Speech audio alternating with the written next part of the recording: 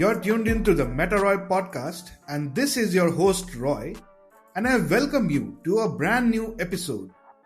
Every week on this show, we aim at making crypto simple by learning about one aspect of the crypto and the Web3 space.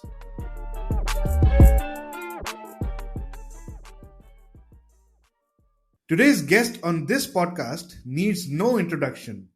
He is an entrepreneur and the author of the Amazon best-selling book, The 30-Day Startup. He has been a distinguished speaker at global events such as TEDx and Blockchain Summit Dubai. He is also the founder and host of a Web3 podcast, which is featured as a top 20 global podcast as well. Currently, he is the Chief Web3 Strategist for Moonstream, which is a Web3 engine for blockchain-based games. Moonstream has handled over $3 billion in transaction volume in the last 8 months. We are, of course, talking about Sam Kamani, and it is my pleasure to welcome you today, Sam, on this podcast. How is it going? Oh, it's fantastic. Thank you so much for such a glowing introduction. It'll be hard for me to to top that, but yeah, look, it's great to be here. Thank you for organizing this. Great. And if you're new to this show, do subscribe and follow me on Apple Podcasts, Spotify, pretty much every platform that you get your dose of podcasts on. Before we start though, just a quick disclaimer. The following content is informational only and none of it should be interpreted as financial advice. So please do your own due diligence before making any moves in the crypto space. With that out of the way, let's get started. Sam, let's first talk about your backstory. Can you please tell us about your background in all of these different things that you have done and how your journey has been like so far? Yeah, sure.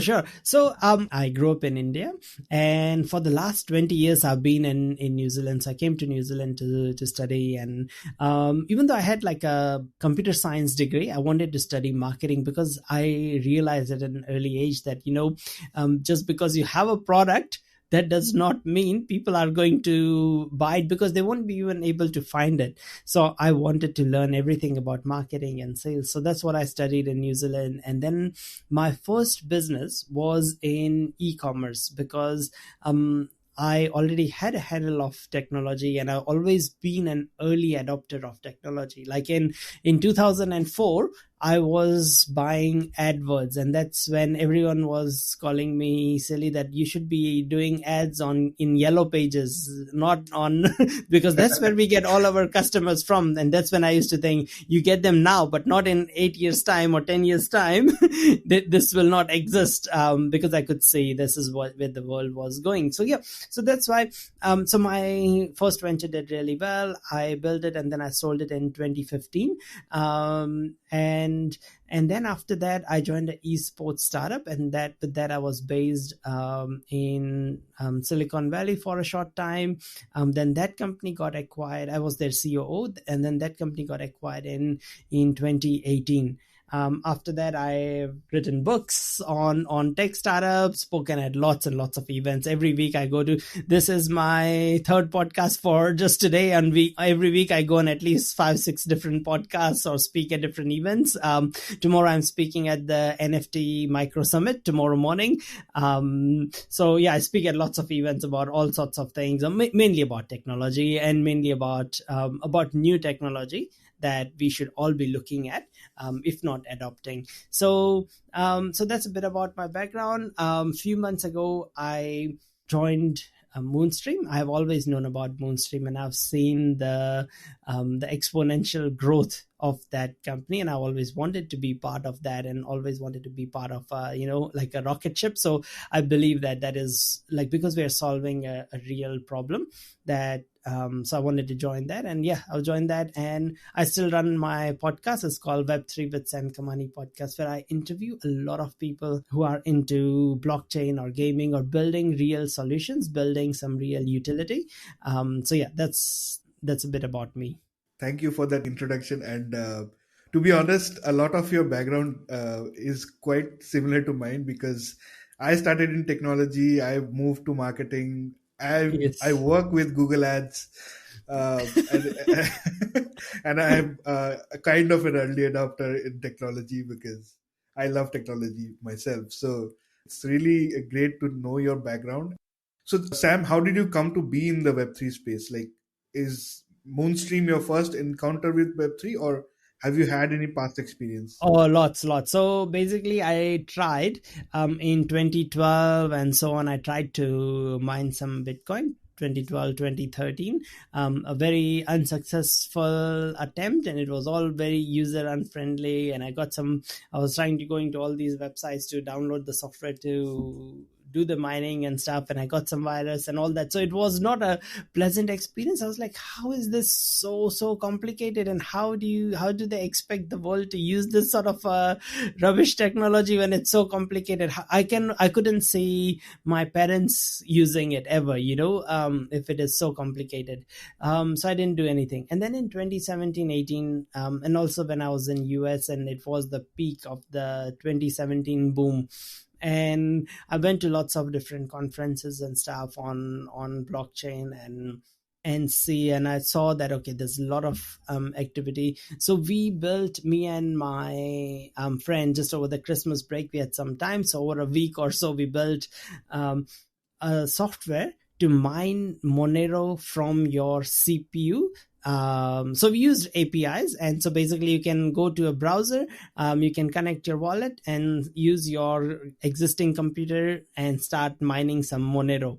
And you could do that while you're at office. You can keep that on in the background and start, and you'll get a cut. But the thing is that the economics of that didn't make sense, especially once the crypto winter hit, because we were using all sorts of web services to keep that running, and we were paying a huge bill.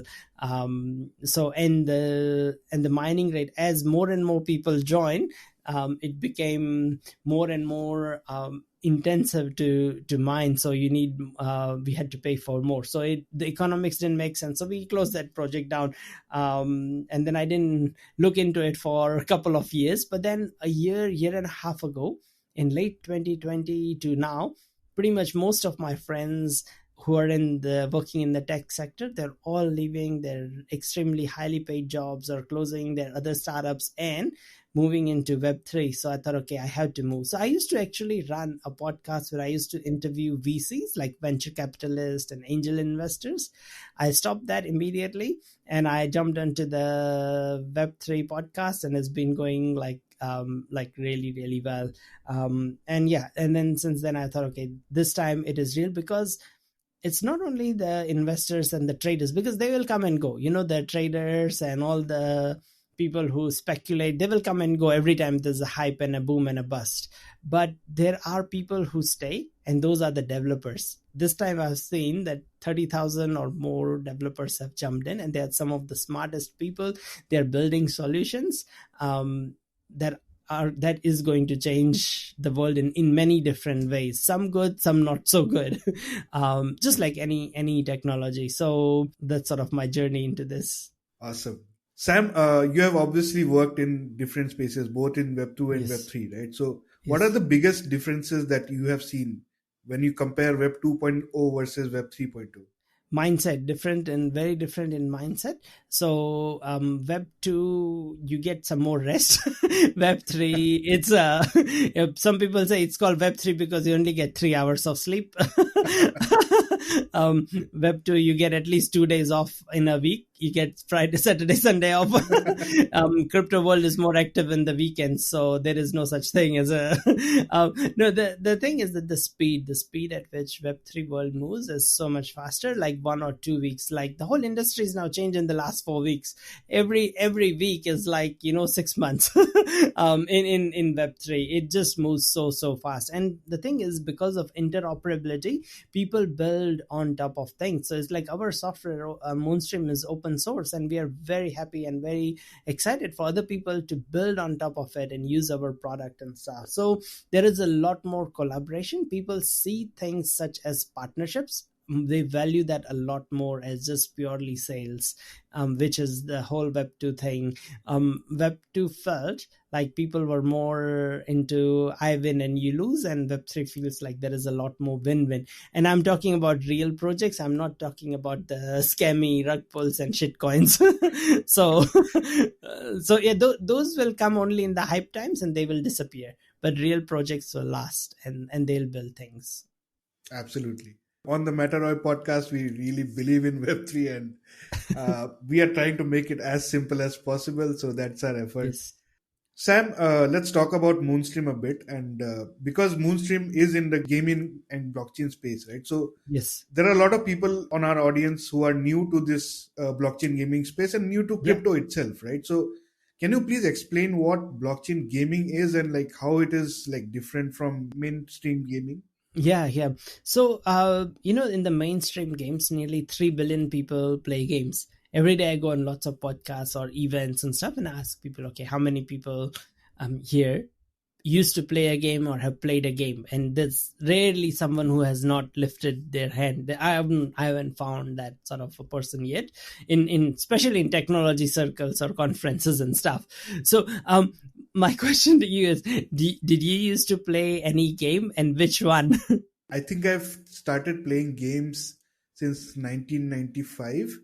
My first game was a Windows 3.1 game, and it was called Dangerous Dave. So it was like I know that, yes. really terrible graphics and stuff, but Yes. I loved that game.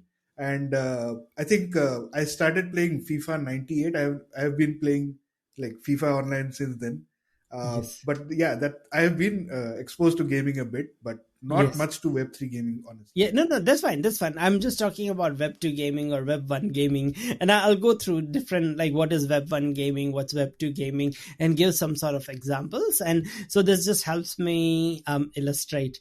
So in Dangerous Dave, you had the Dave, who used to run around the different hallways and stuff and all that, like different places in the game. So what happened to that Dangerous Day when you switch off your PC, when you stop playing with it? There was no way to save it. There is the character is gone. You cannot interact with that. How Web3 gaming changes is it is that character lives in an NFT that comes with you. Now you can take that character to, in an ideal Web3 world, you can take it to Sandbox Metaverse and it will run around and it would look of that art style. Or you could take it to Decentraland, it would look of that art style. Or to some other games that haven't come up yet, or they will come up in future, and you could have that.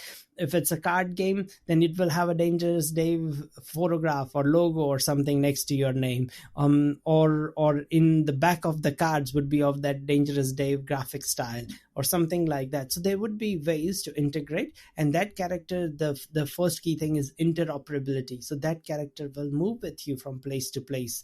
Now I'm talking about an ideal scenario. It's not, we haven't reached there yet.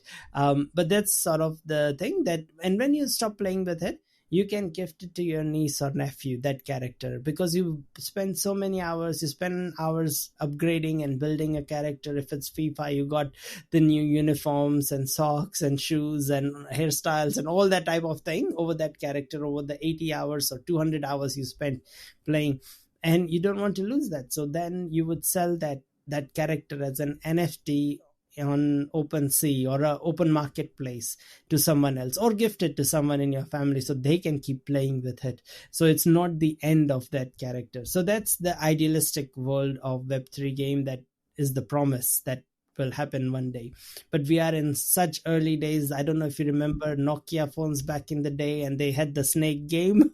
and so we are in that stages of Web3 gaming. We are so early still. So it will happen eventually, and there'll be more games. There's hardly any games there. Thousands of games are released in the Web 2 world, but there's only maybe 200 games in Web 3, and most of them suck. They've got really poor graphics and poor experience and poor UX UI, because it's all so new. It's only a few months old, so we are very early days. The other thing is, so what was sort of, from a game developer's perspective, to explain between Web 1 gaming, Web 2, and Web 3 gaming. Web 1 gaming, if you had like a mobile phone, and this is pre iOS like store and the Google Play Store, so all the games came pre-installed on your handset. So those game developers would have to go and pitch their game to Vodafone or AT&T or any of those. And can you guess what percent they would charge from the game, from the revenue of that game to the game developer? Take a guess. I'm assuming it will be really high, like 20% or something. No, you could go higher. It's 80%. Oh my God. They charge 80% because then the game, they control the platform. There was no way for the game developer to go outside of that. There was no app store and stuff. So then came, after 2007-8, came the era of iOS and Google Play Store. And then, so if you made a game in an app and you wanted to take it on the phone and stuff, you would have to pay them. So do you know what revenue they charge? It's much better now, but what revenue do they charge, Apple or Google, through their app for the I think game? it would be somewhere close to like 5-10%. No, it's 30%. So 30%, Still? yeah. So it's Whoa. 80 to 30. It's a massive it's a massive improvement, man, for a game developer. So its first year is 30%, and then the following year, after you reach certain milestones, it is 15%. But it is still significant. And then comes the era of Web3 games, which we are just entering.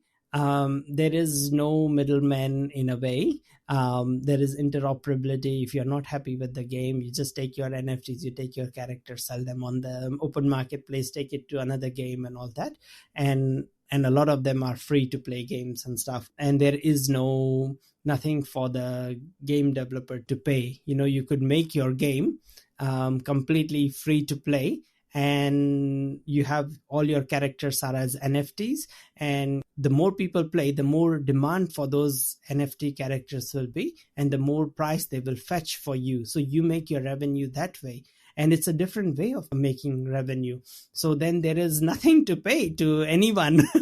And so you're going from 80% in Web 1 to 30% in Web 2 to 0% paying in Web 3. So you can see from a game developer's perspective, it changes things. And so a lot of creativity will be unlocked. There are lots of challenges still, like blockchain is slow. There aren't enough blockchain developers. There's like maybe 30,000 blockchain developers. And that's where our sort of product comes in. So that's why what our product does is it makes it like really, really simple for a Web3 game or an NFT project to do airdrops or write sort of like loot boxes and things like that. So they can even upload like a spreadsheet of all the people they want to reward, and then our software will create and deploy those smart contracts and stuff. So makes it that easy for anyone. So yeah, that's how it all works. I think whenever I think of the ideal scenario about gaming, I always envision like a Ready Player One scenario, like it will be something like straight out of a Spielberg movie, right? So, we are very far. We are very far away from that. Many years to go in that. It's like we forget, but now mobile phones are 14 years old. And now we are only in few months old in the whole Web3 gaming era from about a year ago, or maybe a year old. So you have to give it 5-10 years before you'll see the real potential. So many hundreds, if not thousands of games are being made. Most of these games are being made really, really in a hurry and in a rush without proper thought and just trying to make money from their NFTs and stuff. So they aren't being made well. There isn't any real joy or engagement in playing. People are not making them with real motivation. But things are going to change. In the last 3-4 weeks, the whole industry has changed because of the downturn in a hype market, or when the markets are really, really in the bull mode or going to the moon. Any shit sells, anything sells. People will buy any NFT. There's utility, no utility, doesn't matter. But the real test comes when it is the downturn or the bear market. So only the real products with real utility survive. And so that's why it's a very promising time. That's how I see it, that people will build real games that bring real joy to people for playing. And then they can be able to go from one platform to another, one universe to another. That's what's exciting for me. Absolutely. Sam, this question is on my mind. Like, why did you choose this particular niche of gaming? Why not anything else? So I've worked in esports. I worked a year and a half in esports. We used to create software that would allow people to run tournaments. So say you are a bar or a pub in UK and you want to run a FIFA tournament for your patrons. You would go to a platform and people can log in with their own PlayStation ID or Xbox login or whatever, or Steam login or that they use, and then they can create brackets and show the brackets and people move forward and stuff, and people can compete in an online tournament across the continents and time zones and stuff. And so universities and all sorts of charitable organizations and businesses for their team building and all that sort of used our product. Plus we did sort of quests and things like that. If you're a single player and you don't have a tournament worth of people, it's very hard to find at the same time. So yeah, so we did single player quests and stuff, and you make points and all that. So that was in a completely Web2 environment, and we had 300,000 active users every month, like monthly active users and stuff. So I've worked in that as well. I've always been a gamer all my life, a bit like you, or a bit like everyone in tech, if you work in computer, because that's what got people into computers, because you wanted to play games, so you wanted to spend time with computers. And we associate then that joy that we get out of playing games with computers and technology, so then we want to learn about it. So I did the same thing to get my sons. I've got an 8-year-old and a 6-year-old and a 1-year-old. So the 8 and the 6-year-old, I got them started with the games, and now the 8-year-old is already making websites in HTML, CSS, and JavaScript. So get them to make websites on Pokemon, comparing Pokemons and stuff, because it's something that's there in their interest. Nice. So same thing. Yeah. Got it. Sam, let's talk about Moonstream now. So how is it beneficial to use the blocks that you mentioned in Moonstream, right? So it's basically a Web3 engine for gaming, right? So how is it beneficial rather than creating it from scratch? Can you just outline it a bit? Yeah, because there's not many, like say if you've got an NFT project or you've got anything and you want to reward a whole bunch of people, you want to do an airdrop, you don't want to write thousands of smart contracts. Instead, you just want to maybe make it as easy for you to just upload a list of all the people you want to reward, and then let our software or our engine create all the smart contracts, deploy that in the background. So that's what we do, as well as some people do go and look at our sort of mini game library and use our engine to create mini game. But you still need your front end designer to have your own art style, or have your own design and stuff. But it is quite hard to find developers and spend that 6 months to a year building everything yourself, and instead of using an existing engine to do that. And that's the beauty of Web3. People use each other's product and build on top of other things, and that's why it takes a lot less time to do things. It's just like back in the days, we used to create a lot of the things ourselves. Now, of course, there is an option to create your own digital wallet, but most people are not going to do that. They just use MetaMask or Trust Wallet and accept those to let you log into their service. So you have your digital wallet and you can just log in. So that is the same sort of principle in Web3 across the board, that you use other people's products and collaborate in that way, and don't build everything from scratch. Same thing, you have got a game, you've got lots of items in your game, and then people want a marketplace, then you can use our engine or parts of it that can work as a marketplace for your own. So it would be like, say Metaroy was a game, so metaroy.com. So it would be like marketplace.metaroy.com. It would still have your front end, your design, your look and feel, but in the back end, it would use our engine to either loan or rent out NFTs to someone, or sell them or buy them, or do all that sort of thing, buy and sell or things like that. Got it. So when I was thinking of a Web3 engine for games, I had something like Unity in mind. Does Moonstream No, provide no, that as no, well, or no. It's more of just for the sort of the smart contracts and putting things on chain. So a lot of the things on Web3, they're in a centralized database. When you put them on chain, you can take them out from that sort of platform. So we specialize on the activity on chain. Also, the Web3 games or the gaming companies, they don't have an idea of what's happening, the activity on chain. So our platform, when your game is connected to our platform, it shows you who the most engaged or the most active people on chain are in your community, and then it allows you to reward them, so only they can come and claim that loot box or an airdrop or things like that. So that's where, yeah, but got people it? still use Unity to create their game and game mechanics and stuff. So no, we don't do that, because that is more to do with the 3D graphics and animation and those sort Right. of things and the gameplay and stuff. But a lot of games in Web3 world are still very, very basic, but we are still in the very early days. Got it. Can you talk about the team behind Moonstream as well? Yeah, sure. So the founder is Neeraj. What I'm going to do is introduce you to him after this, because he would be able to answer some of these questions much better, and he's very knowledgeable in this whole space. He's got a PhD in mathematics, so he is very smart. So yeah, I'll introduce you to him. We have all the other thing I've seen different in Web3 is that everyone is spread all around the world. So we don't have like a head office and a building or anything. We're just all spread all around the world, and we all work across different time zones and stuff. So yeah. Okay, got it. Are there any competitors of Moonstream that are also working in developing something similar to yours? Yeah, I'm pretty sure there are lots, but the field is still so new that they're all doing some slightly different things slightly differently, and we all have a market at this stage.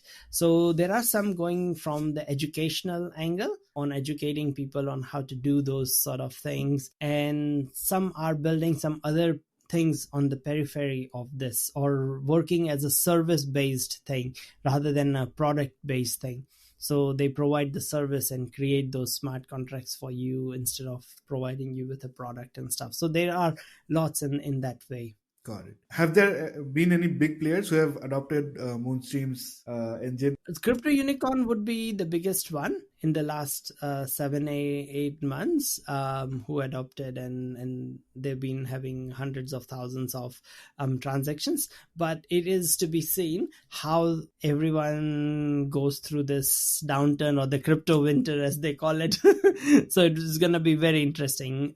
Plus we just signed up a company called Crypto Guilds. So there are about 20,000 guilds in the world and 1.5 million players, and they are building a marketplace to connect all these guilds and games. And so they are using our product now. Just last month they signed up. So they are quite, they're going to be quite big. They're moving really fast.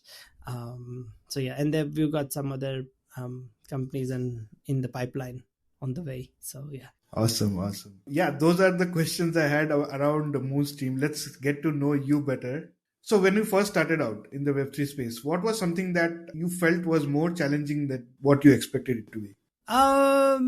It's just the speed at which the whole industry moves, but it's not that wasn't a surprise. What has been a surprise? I don't know. So far, I'm quite happy with how the things are going, even though I should not be. I should be sad that the market is down, but I'm quite positive about it, because it's kind of like a cleaning, spring clean. The whole market will be cleaned out of all the dodgy players, the people who like to take shortcuts, the people who are just in it for the money. All those will be gone. So I'm not too worried about that. And also the real projects will need products like ours to provide more utility, to provide that utility to their existing customers or client base. So yeah.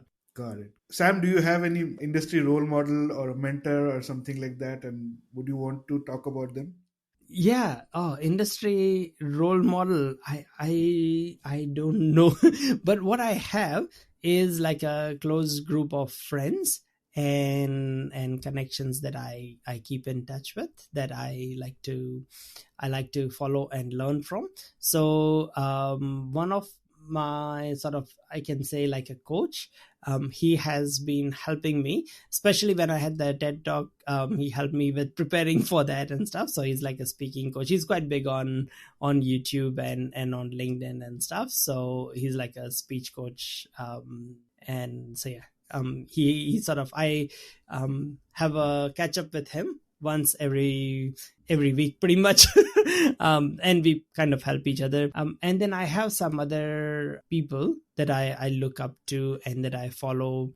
One of that is a VC firm called Andreessen Horowitz. I follow their sort of investments and their philosophy and see what they are doing, what they're looking into projects before investing.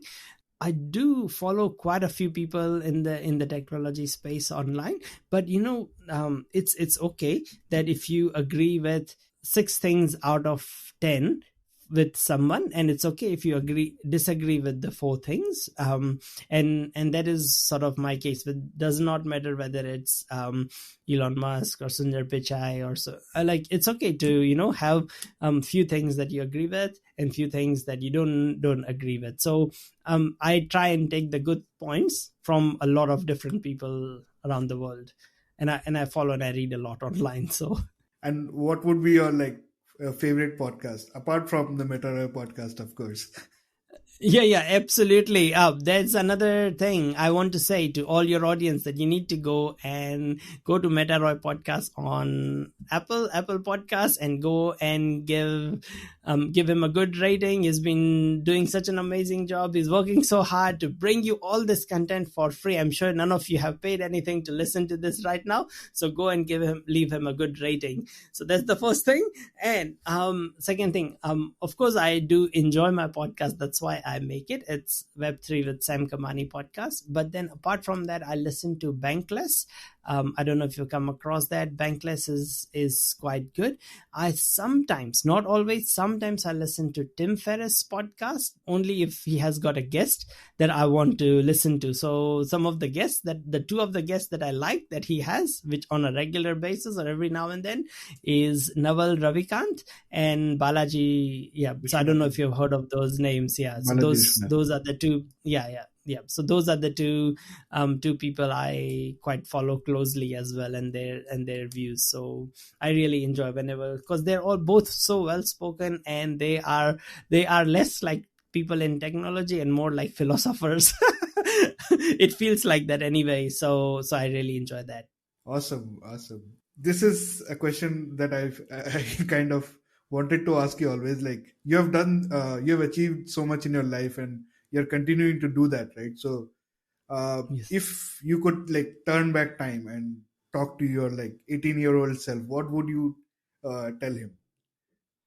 Okay, so first thing is that I only started to do a lot of these things, like speaking at events and all these sort of things, in the last 3 years.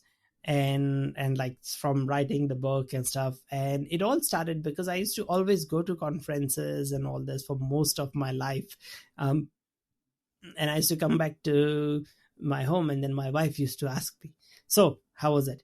And every time I'll say the same thing. Oh, I could have said all those things. I knew all those things anyway. And then so she one day got fed up and so why don't you? So then I said, okay, cool. Now I'll start doing that. and then I started doing that. And now I get invites all the time to speak at events, conferences, podcasts, all those sort of things. So I would have not been scared, not been afraid. I would have done this from day one, since I was 22, 23, and not started at 38.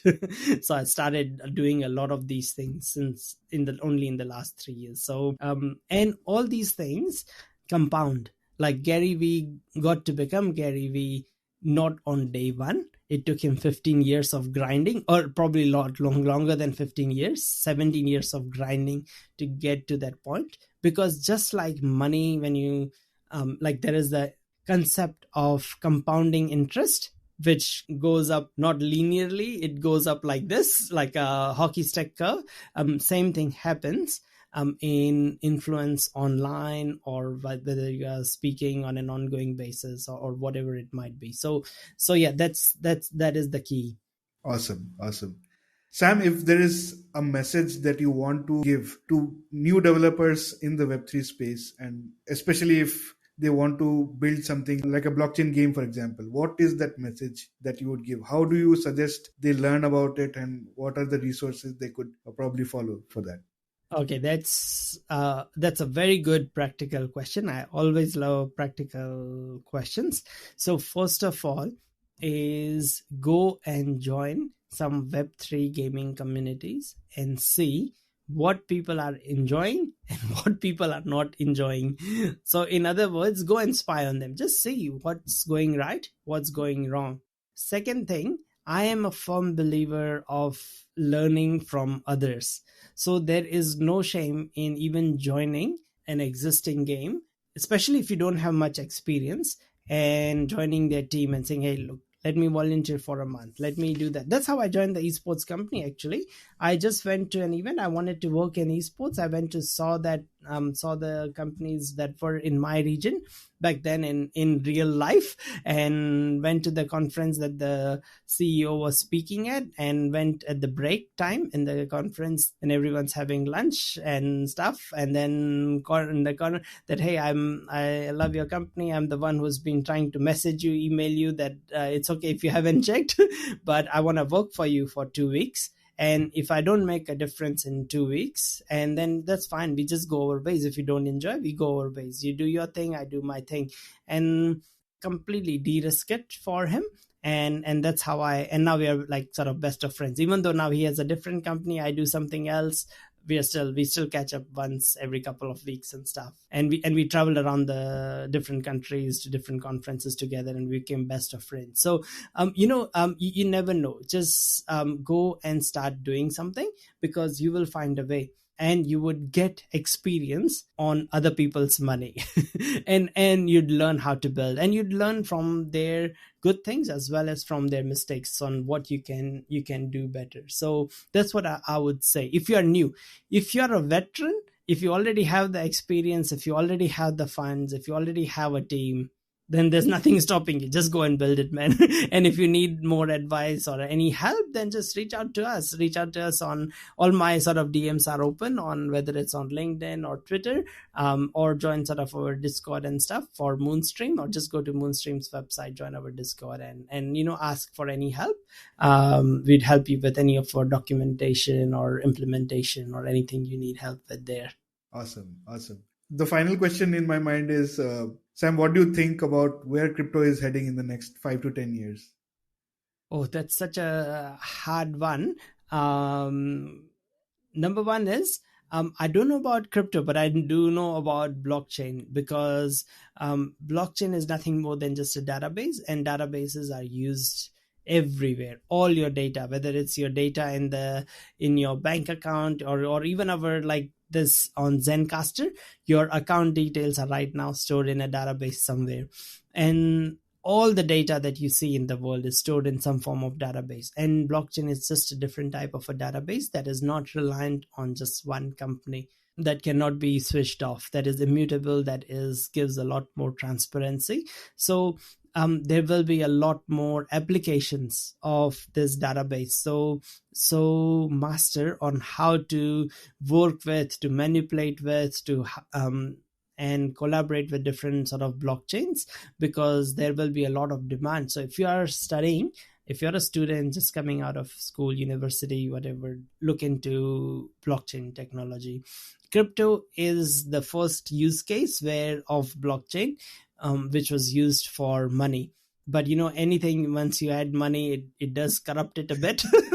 so and with money comes responsibility, with money comes power, and all those sort of things. So there's always a risk that governments might not like it. But with blockchain, with database, no government is going to be like, hey, I don't like database, where are you going to store your data? so that's why I think the future of blockchain is very, very bright. And that database, whether it's used to power an NFT, that is later on traded on a different marketplace or exchange, or have your character on it, your game character, the Dangerous Dave is living on it, or something else, or it is someone's property record or something like that is then transferred from one person to another. So I'm banking on the future of database. Money could go either way. Money could become really, really big and used everywhere, which the banks will. Banks have always been exploring that aspect, like central banks. So there is a term for it, the central bank digital currency, CBDC. Every major bank is exploring that venue and how to do it safely and securely for everyone. So that will come eventually in nearly every country. Absolutely. On that note, Sam, thank you so much for joining with us today. And I especially love learning about your background and how you're working towards making blockchain gaming itself simple. And with Moonstream, it's making it so easy, right? So yes, for developers to develop their own gaming projects using Web3 tech. And I absolutely love your podcast, to be honest. I'm fanboying a bit here, but thank you. Those links for Sam's social handles and podcasts and website as well are in the description. You can go check out and connect with Sam on different platforms as well. Thank you, Sam, for sharing these insights, and I wish you all the best with your endeavors as well. Thank you so much. This was fantastic. Thank you for your time. Thank you.